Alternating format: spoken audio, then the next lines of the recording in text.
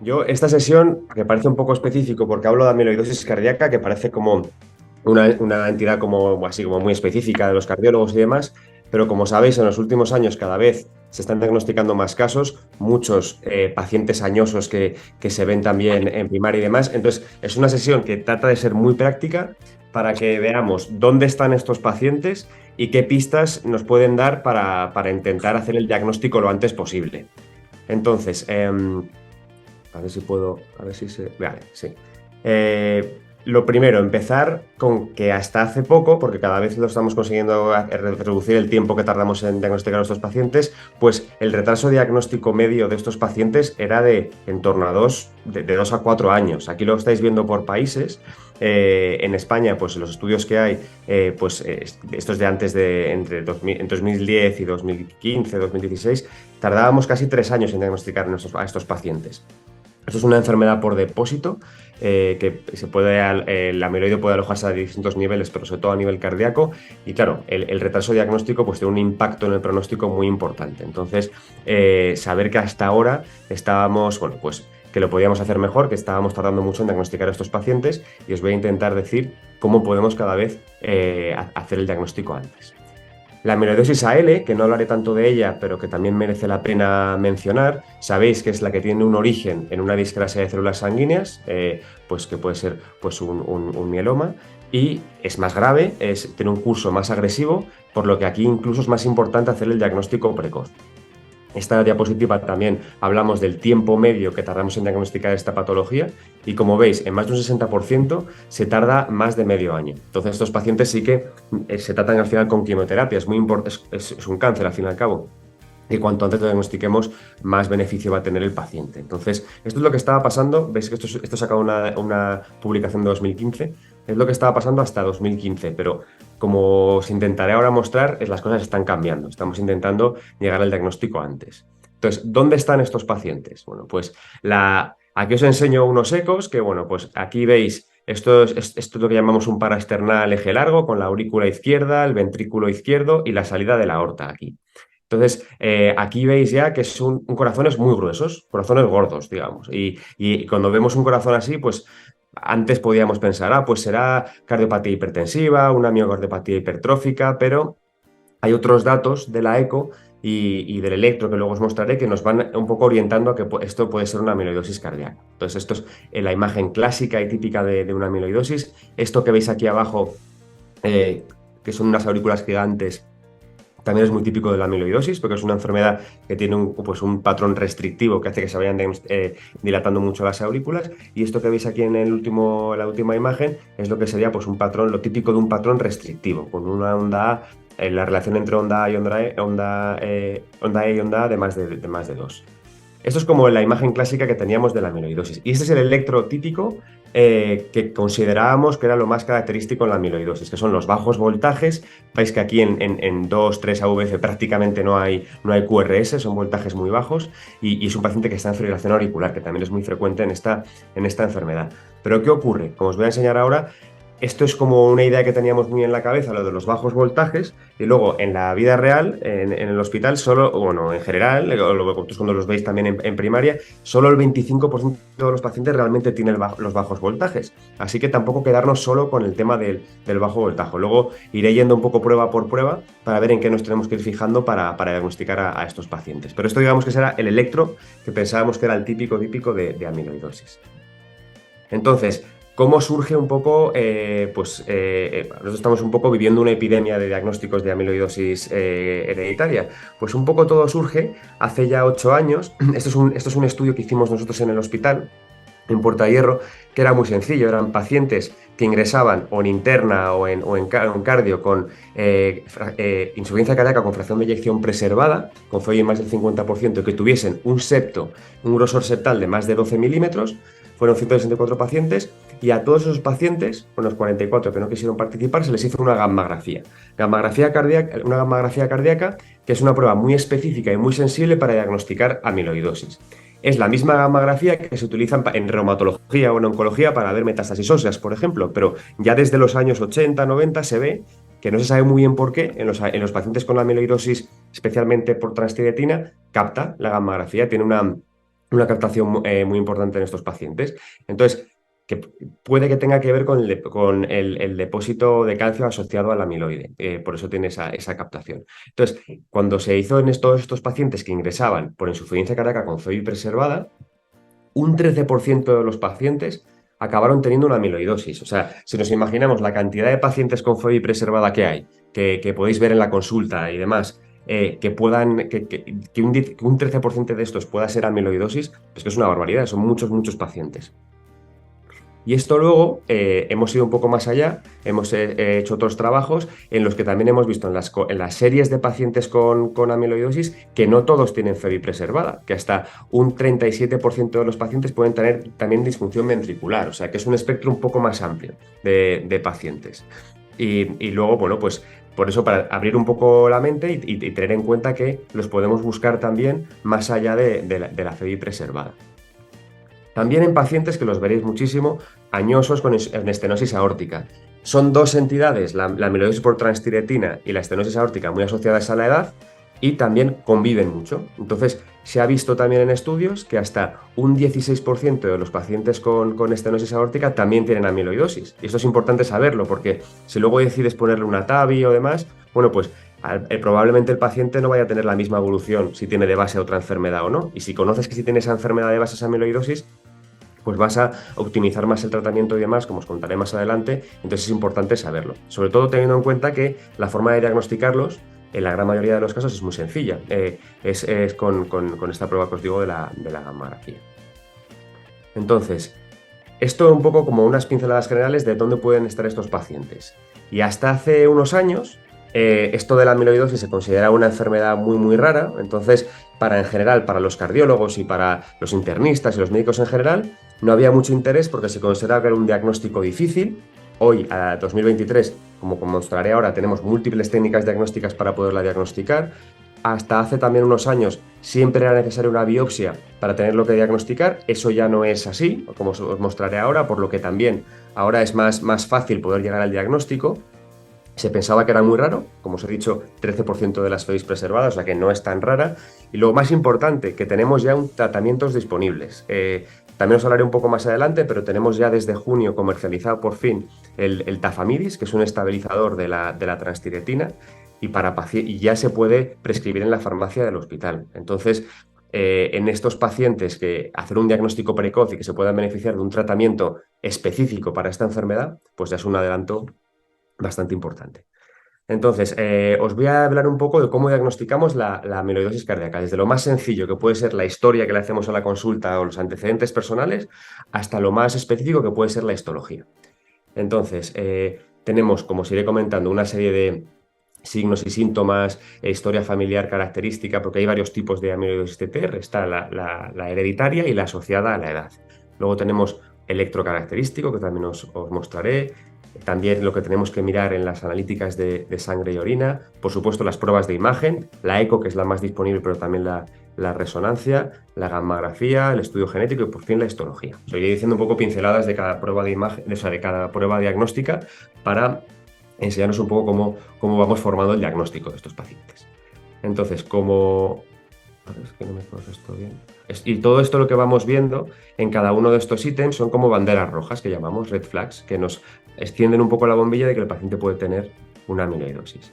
Entonces, dentro de la amiloidosis por transtiretina, que la transtiretina es una proteína que se produce en el hígado,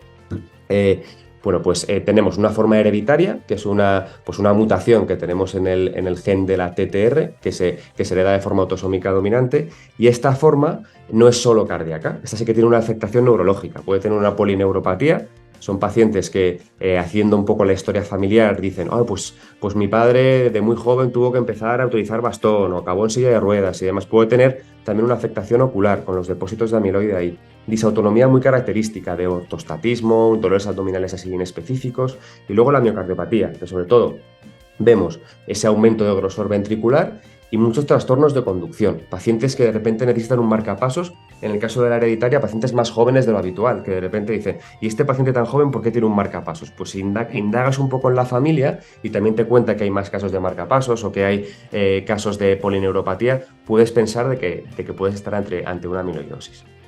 En la forma que llamamos nativa o senil, aquí no hay una mutación genética. Esto simplemente con el paso del tiempo, con la edad, pues la transtiretina que se fabrica en el hígado se va fabricando de forma anómala. Entonces, lo que ocurre es que inicialmente esta proteína es como un tetrámero, pero lo que ocurre es que se disgrega en dímeros, luego monómeros y acaba depositándose, sobre todo a nivel cardíaco.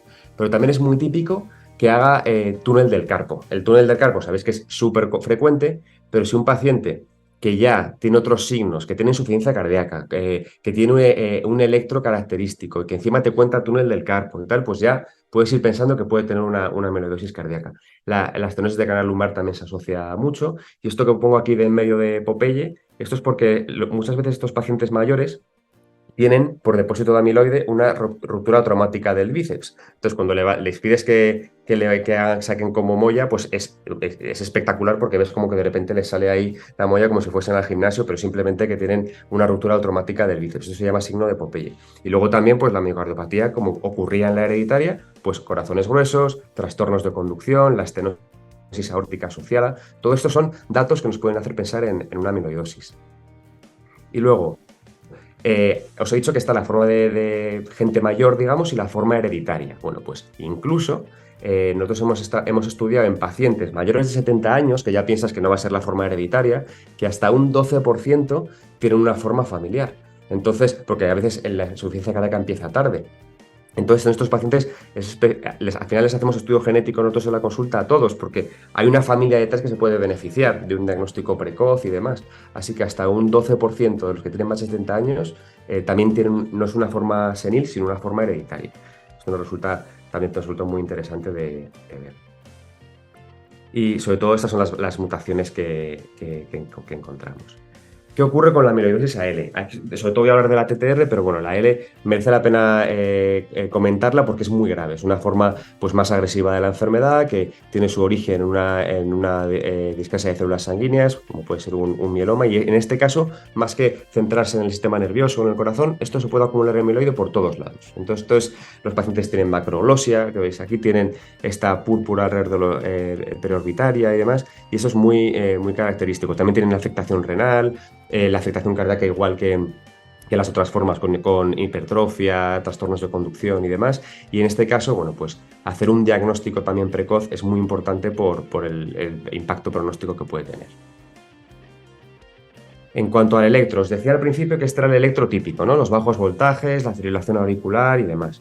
Pero ¿qué ocurre? Cuando te pones a mirar en las series de casos, lo de los bajos voltajes solo está en un 30% de los casos, en la de los pacientes mayores, en la hereditaria en un 25% y en la L un poco más, en el 60%.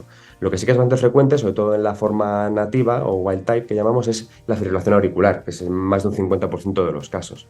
Pero si nos tenemos que guiar de un signo característico más que los bajos voltajes, son las Qs. Ves que aquí hay como si fuese un infarto, hay Qs por todos lados. Es lo que se llama el patrón de pseudoinfarto. Son pacientes que no tienen cardiopatía isquémica, pero muestran este electro como si hubiesen tenido un infarto. Y realmente es también es una amiloidosis y es más frecuente que los bajos voltajes, que se pensaba que era lo más característico de estos pacientes. O sea que también cuando veáis un patrón así, y no es un paciente que haya tenido infarto, ni cuente dolor torácico, ni nada, y encima se asocia a IC con FEBI preservada, pues bueno, pues es otro dato que apoya el diagnóstico. Como bueno, es un poco venir a decir lo mismo, que pues bastante incidencia de fibrilación auricular, los bajos voltajes que no era tanto como se pensaba, y bueno, pues lo del patrón de pseudoinfarto. Esto, pues por eco, pues lo que hemos visto antes, son ventrículos muy gruesos, como rígidos, o sea que tienen un patrón restrictivo ahí cuando se hace el estudio de función diastólica. Aquí veis un 4 cámaras, veis todo el ventrículo y veis como que también tiene un brillo, o sea, al final tiene como un moteado característico. El miocardio brilla más de lo habitual en estos pacientes. E incluso como se acumula la amiloide por todos lados, también las válvulas, como estoy aquí, la válvula mitral que se abre aquí también está más gruesa, el ventrículo derecho también está más grueso, o sea, es como que se va infiltrando la amiloide por todas las cavidades. Esto sería el impacto que tiene en la función diastólica, que esto que veis aquí, bueno, pues como vamos midiendo cómo se relaja el corazón, básicamente, y que tienen un patrón restrictivo. Y esto Son terapias un poco más avanzadas de eco, pero bueno, básicamente miden la contractilidad y se ve que cuando hacen una técnica que se llama strain, que es ver la contractilidad de un modo más fino, la parte más apical del corazón se contrae mejor y lo medio y lo basal se contrae peor. Entonces, si alguna vez os llega un informe como que describen algo así, pues también que se encienda ahí la bombilla de que esto puede ser una amiloidosis. Esto se llama el patrón de cereza, como de cherry on top, porque como cuando hacen este diagrama, lo que se contrae mejor está más rojo y lo peor como más rosa. Entonces parece como que hubiese ahí un postre ahí con una cereza encima. Pues en la resonancia, bueno, pues nos viene a confirmar que está el corazón engrosado con unas aurículas muy grandes, como veis aquí en esta imagen. Y luego también la resonancia nos ayuda a ver qué cicatriz tienen nuestros pacientes, ¿no? Entonces, lo más característico es que, bueno, pues que tengan un realce que llamamos como una fibrosis subendocárdica, como que afecta a todo el miocardio. Es verdad que pueden tener muchos patrones distintos, pero este es el patrón más característico, una fibrosis subendocárdica global. Y entonces, cuando tenemos todas estas pruebas, esto está sacado de un documento de consenso que se publicó hace un par de años. Pues mira, tenemos un paciente que ya sabemos que tiene hipertrofia en el corazón y si tenemos alguno de estos signos más, ya podríamos pensar que puede tener una amiloidosis. O sea, tenemos una hipertrofia de más de 12, pero también tenemos una estenosis aórtica. Bueno, en el caso de la estenosis aórtica puede que por la propia estenosis tenga la hipertrofia, pero hay otras cosas aquí muy características. Por ejemplo, que a pesar de esa hipertrofia sean pacientes hipotensos, o sea, que no sean pacientes hipertensos que por eso que tengan la hipertrofia, que tengan proteinuria, que tengan mucha fragilidad en la piel, sobre todo en las ALs. El tema del túnel del carpo, lo del bíceps que os comentaba, las Qs en el electro, todo esto es muy característico. Los trastornos de conducción y la historia familiar, por supuesto. Y cuando ya sospechamos que el paciente pueda tener esta amiloidosis, por ejemplo, pues le veis en la consulta un electrocaracterístico, cuenta insuficiencia cardíaca, además, pues en la prueba así por excelencia que hacemos para un diagnóstico no invasivo es la gammagrafía. Porque el corazón, como veis aquí en medio, se ve así, de que brilla, o sea que de repente capta incluso, que es una gammagrafía ósea, y se ve que capta más que el hueso. O sea, es muy característico como en estos pacientes tienen este resultado así como con tanta captación miocárdica. Y esto es interesante porque hay otras formas de corazón grueso, como que puede ser la miocardiopatía hipertrófica, que no tienen esta captación. Entonces es bastante específico de la amiloidosis TTR. Estos son los distintos grados que puede haber en la gammagrafía y los grados 2 y 3 son los que son diagnósticos, que es cuando la captación o es igual que el hueso o mayor que el hueso. ¿Qué ocurre? Que en las amiloidosis ALs, las malas, o sea, bueno, la TTR también tiene un pronóstico bastante sombrío, pero no tanto como una amiloidosis AL, que es muy rápidamente progresiva. Es importante saber que la gammagrafía, hasta en un 30% de los casos, tiene una captación grado 1 en las AL y un 10% grado 2, que ya es una captación importante. Por lo que esto es importante siempre que sospechamos una amiloidosis, aunque sea TTR, siempre les descartamos también que no tengan una discrasia sanguínea. Entonces, ¿esto cómo lo hacemos? Bueno, pues les hacemos inmunofijación en suero y orina y cadenas ligeras en suero. Con esas tres cosas y una gammagrafía podemos ya un poco enfocar hacia dónde va el diagnóstico del paciente. Entonces, esto ya es un poco resumen del algoritmo diagnóstico que hacemos en el paciente. Tendríamos una sospecha que viene dada de los signos y síntomas del electro, del eco, de la resonancia. Ya tenemos idea de que el paciente puede tener una amiloidosis y hay dos pruebas principales, la gammagrafía y el estudio hematológico. Entonces, luego tenemos como cuatro escenarios posibles. Que las dos cosas salgan negativas, entonces es muy poco probable que el paciente vaya a tener una amiloidosis. Si aún así tenemos sospecha, se podría hacer una resonancia, si no se había hecho antes, para ver si es sugestiva. Si tuviéramos un estudio hematológico negativo, pero una gammagrafía positiva, grado 2-3, ya tenemos diagnóstico de amiloidosis por transtiretina y no ha hecho falta hacer biopsia, que eso es lo interesante de los últimos años. Y habría que hacer el estudio genético para ver si es una forma senil o una forma hereditaria. Si tenemos una gammagrafía positiva con estudio hematológico negativo, pero débilmente positiva, solo un 1 de grado, sí que sería necesario hacer una confirmación histológica. Pues o bien se puede hacer pues eso ya sería más específico, pero es verdad que también sepáis que en Puerta de Hierro, en hemodinámica, tienen muchísima experiencia en biopsias endomiocárdicas y se pueden remitir a los pacientes para esta prueba, porque se haría una biopsia endomiocárdica porque sospechamos que hay una acumulación de amiloide ahí, o de médula ósea si estamos sospechando una amiloidosis AL. Cuando tenemos el estudio hematológico positivo y la gammagrafía negativa, puede que tengamos una amiloidosis AL. Entonces, en este caso, nos podemos apoyar también en una resonancia, pero aquí sí que es necesaria una confirmación histológica, ya sea porque veamos que se acumula el amiloide en el corazón o en la médula ósea. Y puede darse el caso, como es gente mayor y demás, que tengamos las dos cosas positivas. Por un lado, el estudio hematológico y la gammagrafía. Esto puede ser una persona mayor que tenga la amiloidosis senil y aparte tenga una gammapatía monoclonal de significado incierto. Entonces tenga como hay dos cosas a la vez y muy raro, más raro aún, pero lo hemos visto que tenga las dos amiloidosis a la vez. Cuando tenemos que llegar a lo de biopsia endomiocárdica, esto dos pinceladas porque ya es algo muy específico, pero es como un cateterismo, que encima lo hacemos últimamente por radial, como un cateterismo para que el paciente se pueda ir a casa el mismo día, incluso si viene ambulatorio. Se le saca con el biotomo pues una muestra milimétrica de tejido cardíaco y lo que se ve, bueno, pues esto que veis aquí tan blanquecino y tal, esto es el amiloide, pero solo viéndolo así no lo podemos decir. Esto hay que teñirlo con una tinción específica que se llama rojo Congo. Entonces, luego bajándolo debajo del microscopio de luz polarizada se ve característicamente este color verde manzana. Y esto es que hay amiloide ahí. Ahí ya sabemos que el paciente tiene una amiloidosis. Si no hemos conseguido diagnosticarlo de forma no invasiva, con esta tinción ya sabemos que el paciente tiene amiloidosis. Pero claro, aquí no acaba todo. Esto se va complicando porque luego con anticuerpos, con inmunohistoquímica, podemos saber si el paciente tiene una amiloidosis TTR o tiene una amiloidosis AL. Y eso ya nos da el diagnóstico definitivo para poder tratar al paciente. Es muy importante también recalcar, ya voy acabando, pero sobre todo también para dar pie un poco a lo que viene ahora en el futuro con el tratamiento, pues que tenemos unas características clínicas muy específicas, como habéis visto, cosas sencillas que podemos ver en la consulta, preguntando por antecedentes familiares, preguntando por afectación extracardíaca, junto con la insuficiencia cardíaca nos puede también hacer un poco sospechar en esta entidad. Hay múltiples técnicas diagnósticas, desde algo tan sencillo como un electro, como ya técnicas de imagen y demás. La gammografía como técnica fundamental para poder diagnosticar a estos pacientes. Incluso ha ocurrido de diagnosticarlos de forma incidental porque se ha pedido la gammografía por otro motivo, porque lo ha pedido un oncólogo para ver metástasis óseas, por ejemplo, en un cáncer de próstata, y nos hemos encontrado que tiene la amiloidosis el paciente. Y en el caso de la amiloidosis AL, fundamental que siempre hay que hacer diagnóstico etiológico y que a veces es necesario realizar la biopsia endomiocárdica para llegar al diagnóstico.